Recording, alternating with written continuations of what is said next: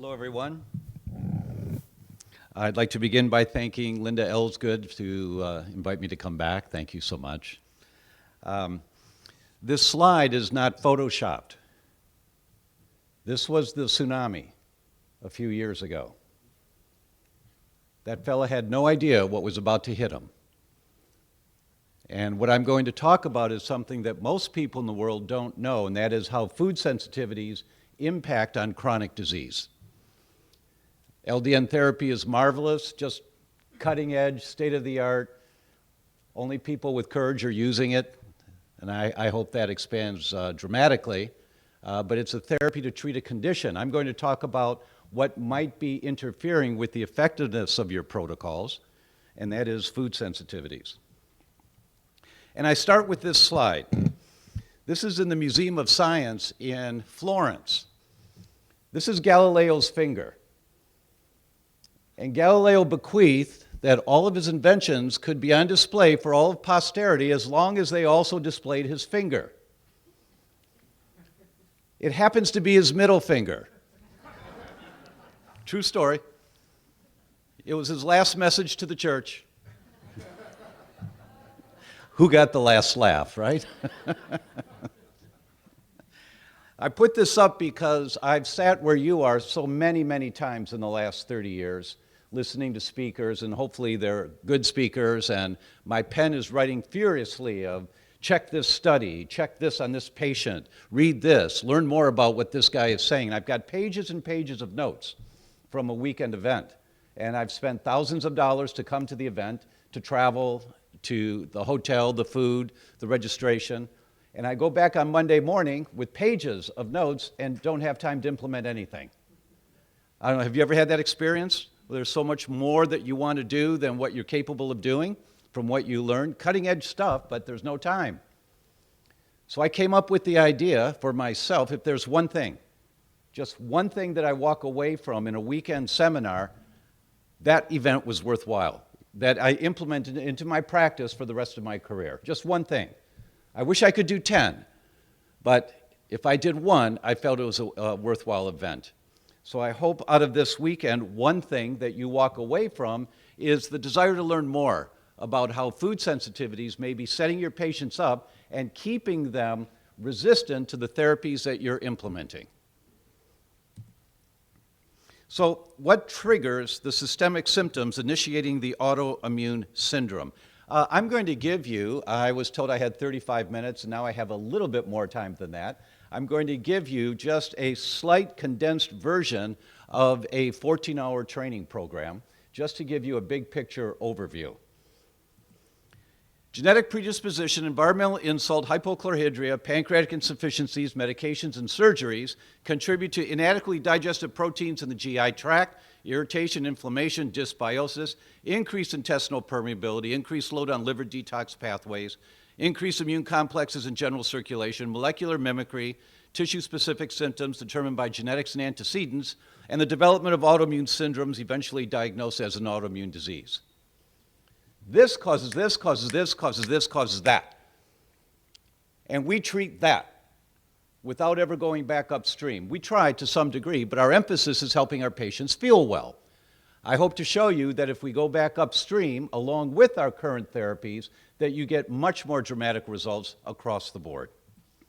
And right there, oh, I love that. I'm going to do that one again if I can figure out. There we go. Let's see if I can do that one again. I love that one. That's where you can focus your attention. And that is, what are the triggers that set up intestinal permeability, pathogenic intestinal permeability?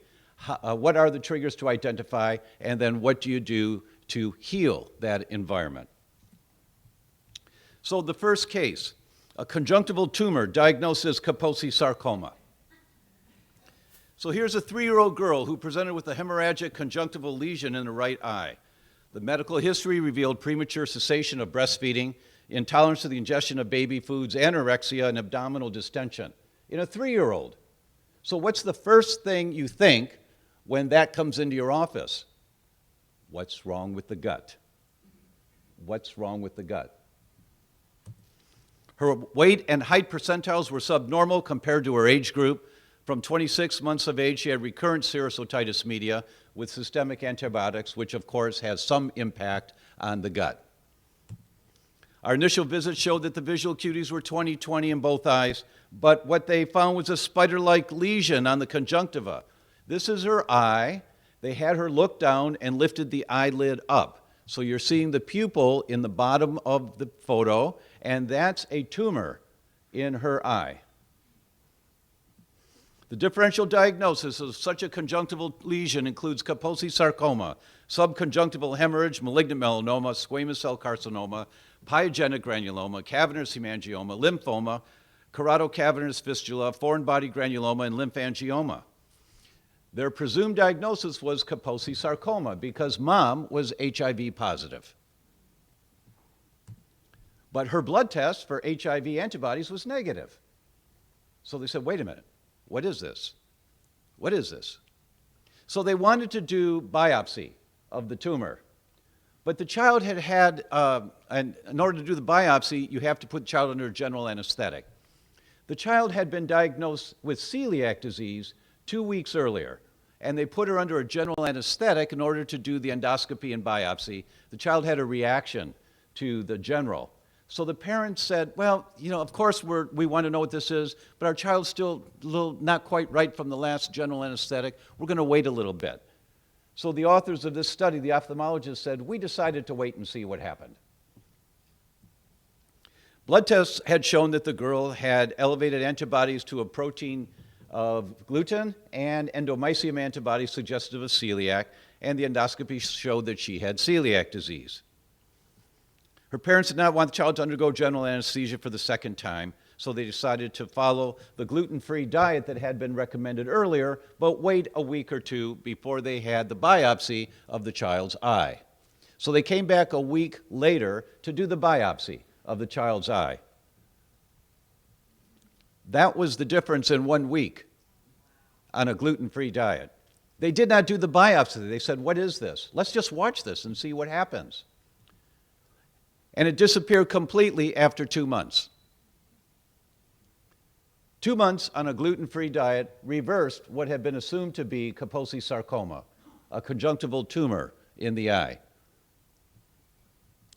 She was completely asymptomatic. The conjunctival lesion did not recur after 9 months of follow-up.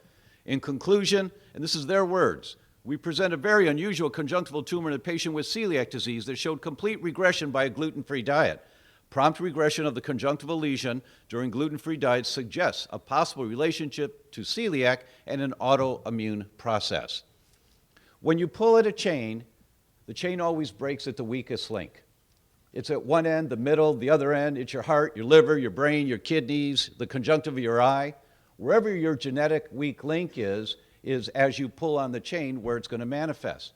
That's why if you dial down to learn about gluten sensitivity's manifestations, there is no condition that may not be caused by a sensitivity to gluten with or without celiac disease. There's no condition that may not be caused by it. And in our full-day programs, we've got case studies with the MRIs reversing ALS on a gluten-free diet, completely reversing it. The lesions are gone in the brain. I mean, it's unheard of to see this. You just look at this and you go, what? Again and again. What? What? So can foods trigger pathogenic intestinal permeability? That's the gateway in the development of autoimmune syndromes is pathogenic intestinal permeability. And I'm not showing you the studies here today on that, but if we can assume that is true for the moment. Among the several potential intestinal stimuli that can trigger zonulin release, which is the mechanism that causes intestinal permeability, is excess zonulin released by the epithelial cells of the intestines.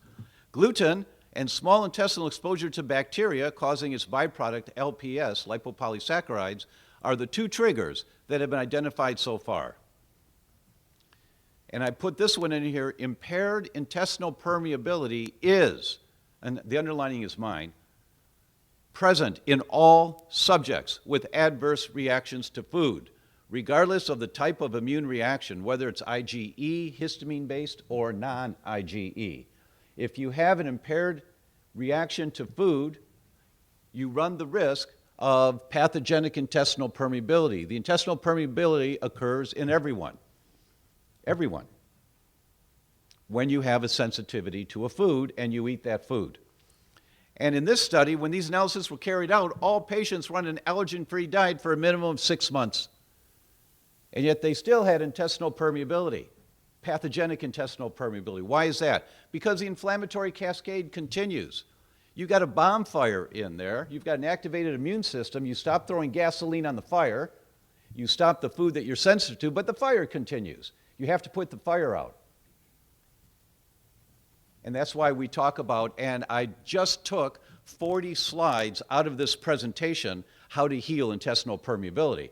But they are in the packet that's available to you, all the studies, all the dosages of the things to take. I'll give you a summary at the end, but I didn't think I had enough time to go through all 40 slides for you. But you will have all of that information of the basics to heal intestinal permeability. And I'll show you a summary slide of it in a little bit. Here's a study that came out that dropped my jaw. This came from Chupin at Harvard. The present study looks at confocal endomicroscopy combined with sequential food challenges in a group of IBS patients with suspected food intolerances, and they showed the structural and immediate functional mucosal changes that occur in the gut. These photos are remarkable. At baseline, the villi were closely attached to each other without much visible space between. So this is what the villi look like in our intestines. If you do confocal endomicroscopy, that's the photo on the left, or scanning electron microscopy is the photo on the right, the junctions are really tight up against each other. Then they exposed these people with IBS to 4 common allergens: milk, wheat, yeast, and soy. What did they find? Within 5 minutes of exposure to food antigens, intraepithelial lymphocytes, the mechanism of one of the primary mechanisms in inflammation in your gut, intraepithelial lymphocytes increase, epithelial leaks, gaps formed, and intervillous spaces widened. This is what it looked like. So they had injected a dye into these people's bloodstream, and the dye leaked out from the capillaries out into the intervilli space. That's what you see in B. They're starting to come out, and by C, the white dye is out in the space, and the joints are gapped far apart. Within 5 minutes of exposure to a common allergen. These are IBS patients. Increase in intestinal permeability is an early biological change that precedes the onset of autoimmune diseases. Such increased permeability could be due to environmental factors such as infection, toxin molecules, allergenic foods that possibly initiate the autoimmune mechanism. So is gluten sensitivity limited to celiacs? I put this one in here for those that aren't sure about that. It says, please tell me more about this imaginary fence. Right? So here's a study that came out last year from Holland and Fasano at Harvard. They aim to look at gliadin, which is one of the peptides in poorly digested gluten, in terms of barrier function and cytokine secretion using intestinal biopsies obtained from 4 groups. Celiac patients who had just been diagnosed, so it's active. Celiac patients in remission at least 1 year on a gluten-free diet. Non-celiac gluten sensitivity patients, those are people that said, I have a problem with gluten, but the blood test didn't identify it. And controls that had no problem with wheat. What did they find? Increased intestinal permeability after gliadin exposure occurs in everyone. Every human has increased intestinal permeability after exposure to wheat. Everyone. If you read the paper, they use the language in all humans. So whether or not you have symptoms just depends on it. Have you crossed that imaginary line yet? And the link on your chain is breaking. But everyone gets increased pathogenic intestinal permeability. Mrs. Patient, this is how I say to patients, Mrs. Patient, the fastest growing cells in the body are the inside lining of the intestines. Every 3 to 7 days, we have a whole new lining to our gut. It's kind of like the skin of a snake. So you have toast for breakfast, you tear the lining of your gut, but it heals. You have a sandwich for lunch, you tear the lining, it heals. You have pasta for dinner, you tear the lining, it heals. croutons on your salad, a cookie. Day after week, after month, after year, until eventually one day you cross that imaginary line, the straw that broke the camel's back, you don't heal anymore. Now you get pathogenic intestinal permeability, and wherever the weak link is in your chain, that's where you start manifesting the inflammation, damaging the tissue, eventually causing dysfunction. The dysfunction continues until eventually you get symptoms. Does that make sense to you? It's a step-by-step progression, but every human, just read the studies. Oh, by the way, there's a slide up here somewhere, but I'll tell you right now. I'm making all of these studies available to you, every one of them. So at the end, I'll show you how to get the list, 27 studies that are in this presentation. They're all available to you. Because it takes time to get these studies. I spent the time to do it. I don't need to have you spend the time to do it to read this. I want you to get this, that this is one thing that you walk away with this weekend. This is one thing. Oh my gosh, I need to learn more about this one. So I'm making the studies available to you. I've done the footwork on it. Gliadin activates the zonulin signaling, resulting in immediate reduction of intestinal barrier function and passage of gliadin into the subepithelial compartment. This paper in the Scandinavian Journal of Gastroenterology was published 10 years ago. I read this paper then, and I started talking about this, and most people in the audience thought I was a nutcase, because I said everyone has a problem with this. Now we have so much more science available that validates it. There are many studies that now show this. Many. All right. What's the mechanism by which LDN's anti-inflammatory effects work? At low dosage levels, naltrexone exhibits paradoxical properties, including analgesia and anti-inflammatory actions, which have not been reported at larger dosages. Naltrexone exerts its effects on humans via at least two distinct receptor mechanisms: the antagonist effect of opioid and opioid receptors, other opioid receptors, and an antagonistic effect on non-opioid receptors, Tolllike receptor 4. I'm going to show you why I did that whole introduction about LPS and gluten now. It is via the non-opioid antagonistic path, Tolllike receptor 4, that LDN is thought to exert its anti-inflammatory effects. But what is the irritant that Tolllike receptor 4 was designed to protect us from and that will inhibit the effectiveness of LDN? My friend Dr. Mark Houston from Vanderbilt said this so brilliantly. We have the same bodies as our ancestors thousands of years ago, the exact same bodies. What did our immune system have to protect us from? Was it polysorbate 80? Or bisphenol A? Or excess lead in the water? No, it was parasites, bacteria, viruses, and bugs. That was it. That was all our ancestors, that our immune system is programmed to fight against. Anytime you activate an immune response, your immune system thinks it's dealing with a parasite, a virus, a bug, or a bacteria. It responds exactly the same way. That's all we are programmed as humans to be able to do. And what's the mechanism by which we respond to a threat that comes internally into us? Mammalian Tolllike receptor 4 is the signal transducing receptor activated by LPS. The activation of Tolllike receptor 4 leads to activation of the inflammatory cascade via NF-kappa B. So what is LPS? Lipopolysaccharide is the exhaust of gram-negative bacteria in our guts. It's just the exhaust. And if this exhaust can get through a permeable intestine into the bloodstream, it's then called endotoxin. And it accumulates, and we all know about the effects of too high a dose of endotoxin in our system. It causes over 140,000 deaths a year in the US. It goes to septic shock. It's endotoxin that comes from LPS. This is what killed my mother. So I know this one a little bit. Also, this paper that just came out this last year, about 6 months ago, look at the title of this paper: Non-Celiac Gluten Sensitivity Triggers Gut Dysbiosis, Neuroinflammation, Gut-Brain Axis Dysfunction, and Vulnerability for Dementia. They're identifying the link between what happens when you eat an antigenic food and brain dysfunction.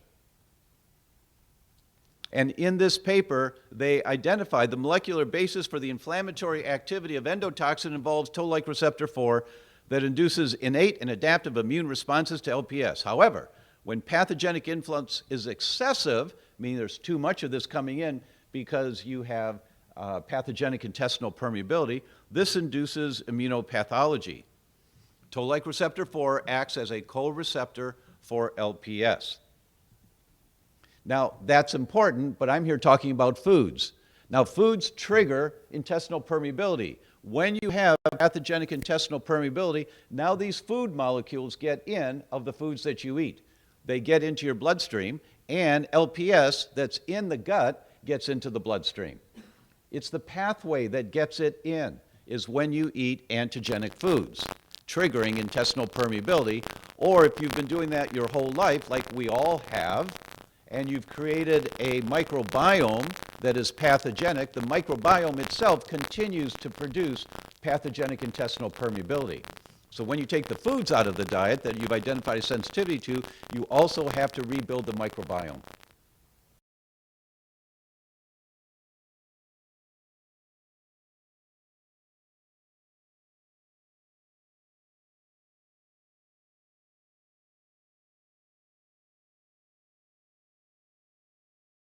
And there are many peptides besides the alpha-gliadin that everyone checks for if you do a blood test. And you look for, do you have a sensitivity to gluten, and you order a gluten test from the laboratories, they're looking at alpha-gliadin.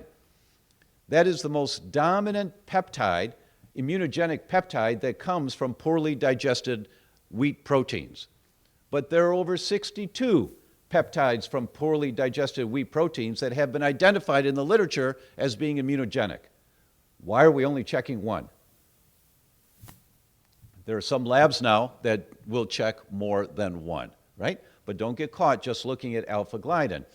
And there are many other components besides just the protein. Here, wheat amylase trypsin inhibitors have been identified as the most likely trigger of non-celiac wheat sensitivity. They're highly protease resistant and activate Toll-like receptor 4 complex in monocytes, macrophages, and dendritic cells of the intestinal mucosa. So if you've ever read the book or heard of the book Wheat Belly, Bill Davis is a cardiologist. He wrote that book, and he talks a lot about wheat amylase trypsin inhibitors as being the primary culprit, not the protein gluten. But they both come from wheat, so the message is get the wheat out, right?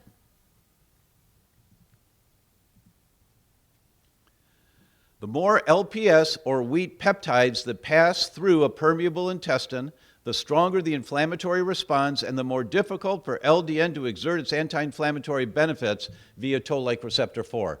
Because the Toll-like receptor 4 is all used up, being filled up, dealing with the antigens that are coming through. The toast for breakfast, the bagel, the sandwich at lunch, the pasta at dinner. All of those molecules, they're binding on Toll-like receptor 4 because our immune system has this mechanism to protect us, and it's the Toll-like receptor 4 that the food molecules will bind into. There are 9 Toll-like receptors. It's Toll-like receptor 4 that's identified with food sensitivities and lipopolysaccharides. So does it make sense that if a receptor site is like a catcher's mitt, Mrs. Patient, your receptors are like catcher's mitts that sit on the outside of your cell, and the pitcher throws the ball to the catcher. But if the catcher, if he's got 2 balls already in his mitt, and the pitcher throws a fastball in there, then it can't get in because the fastball just bounces out of the catcher's mitt. Does that make sense as a visual? Please nod your head yes or shake your head no. Yeah, thank you. Yeah. So if you take LDN, it's for its anti-inflammatory effects, it's got to bind on the receptor sites. And if the receptor sites are full because of food sensitivities and a pathogenic intestinal permeability and LPS getting through into circulation, then LDN has less receptor sites to bind to. The autoimmune process can be arrested if the interplay between genes and environmental triggers is prevented by reestablishing intestinal barrier function. This paper came out in 2005 and has set the whole world in a direction of looking at pathogenic intestinal permeability. What is this thing? about intestinal permeability and what might it be contributing to. We now know that there's a trilogy in the development of autoimmune diseases.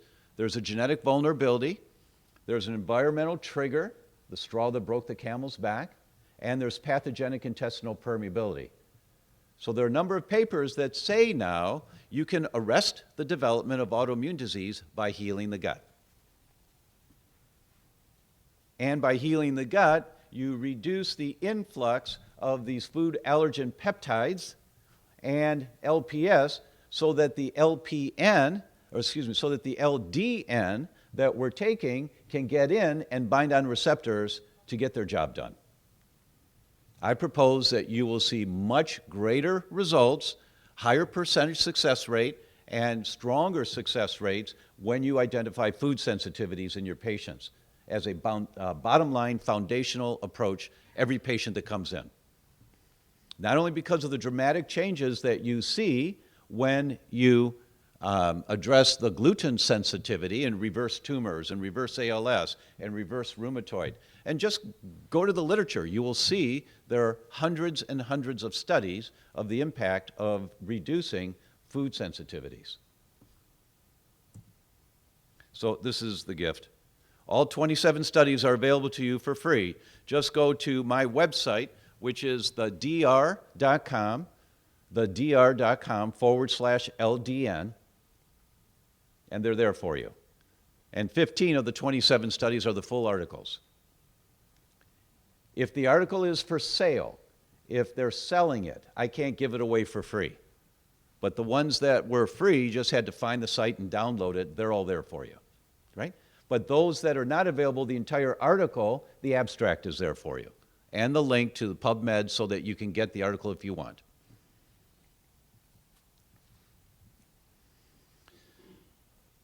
How do we arrest pathogenic intestinal permeability? How do we put the fire out?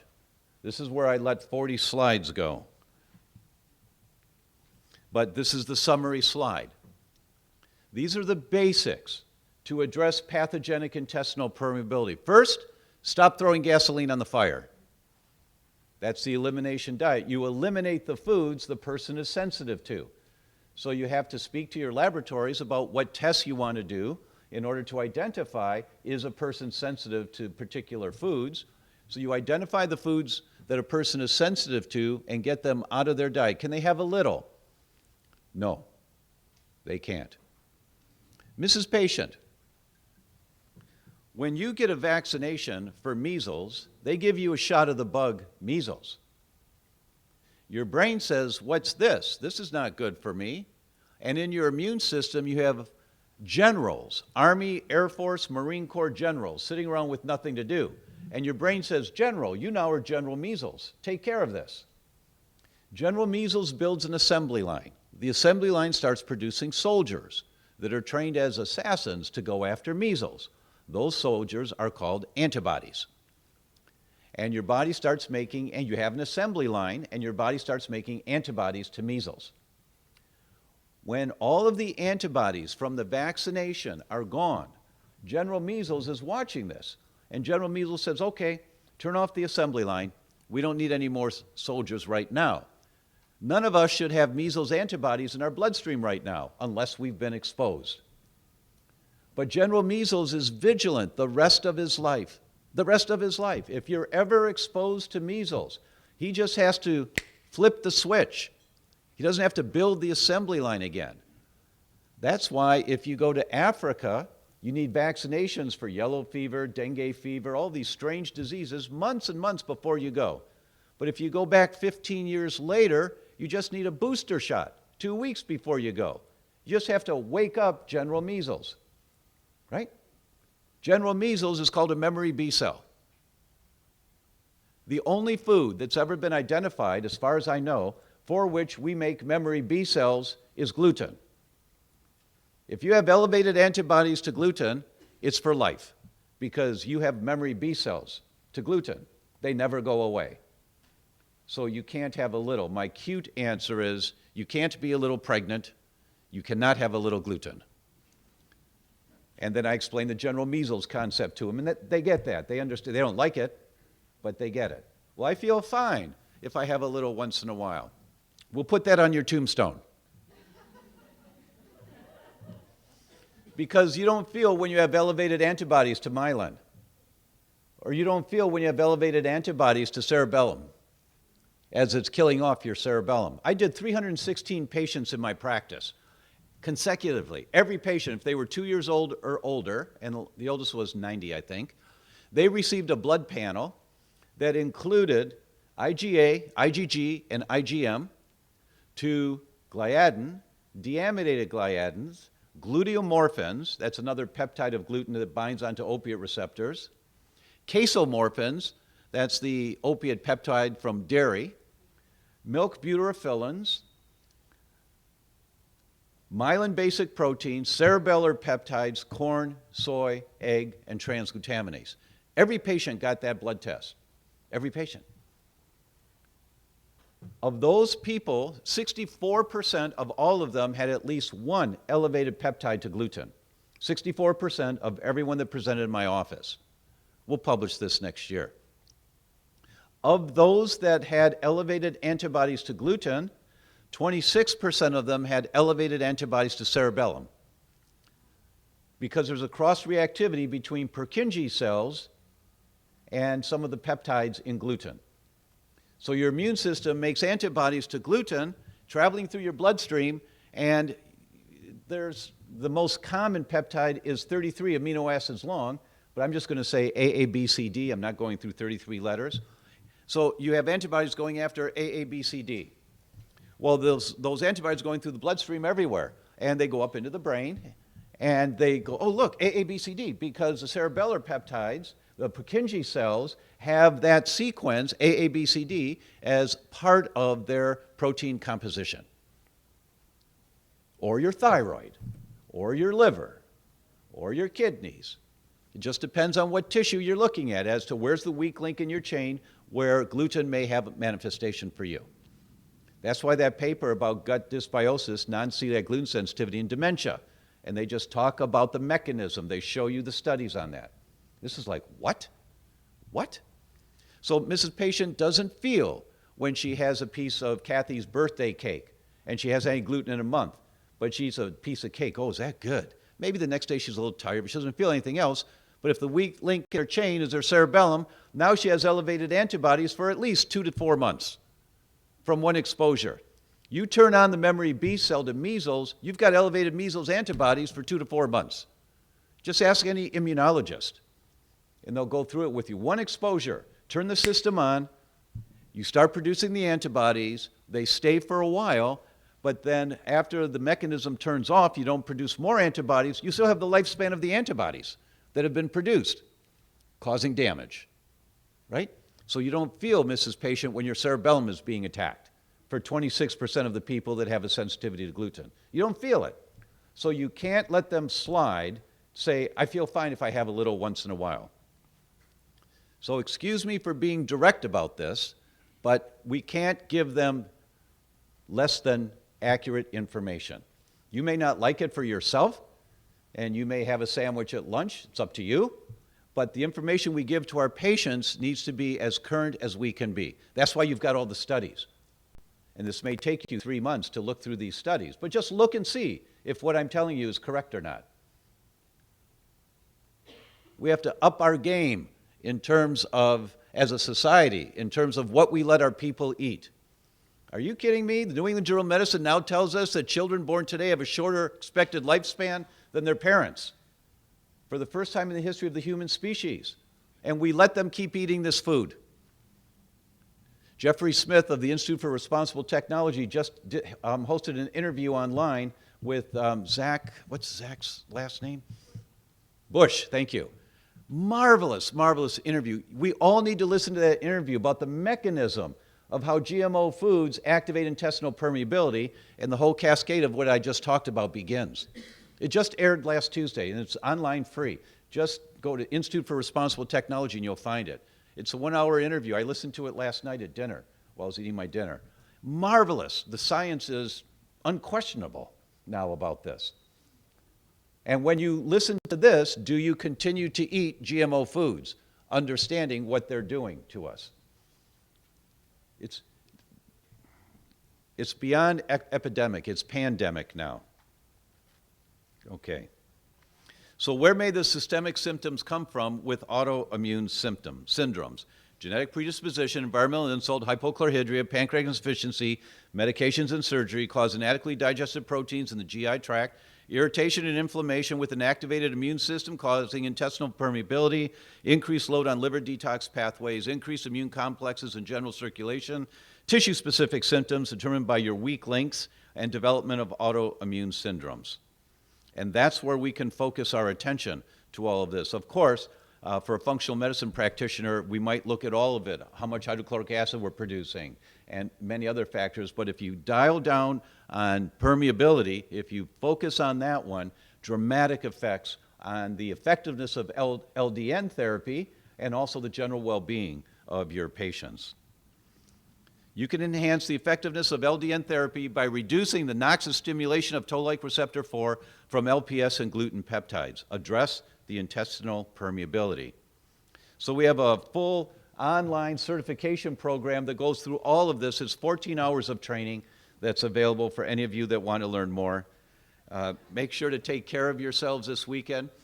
My background training was as a chiropractor, and so it's important to me that we all take care of our spines, right? So get a massage if you can. Make sure to tell those important to you how much you love them. And last slide, this is an excellent book for our patients to read by my friend Jeffrey Bland. And the last paragraph in this book really says it all in terms of how patients can focus their attention on being healthier. Throughout your life, the most profound influences on your health, vitality, and function are not the doctors you visit or the drugs or the surgery, the other therapies you've undertaken. The most profound influences are the cumulative effects of the decisions you make about your diet and lifestyle on the expression of your genes. And with that, I would say thank you very much for your kind attention. Thank you. Thank you.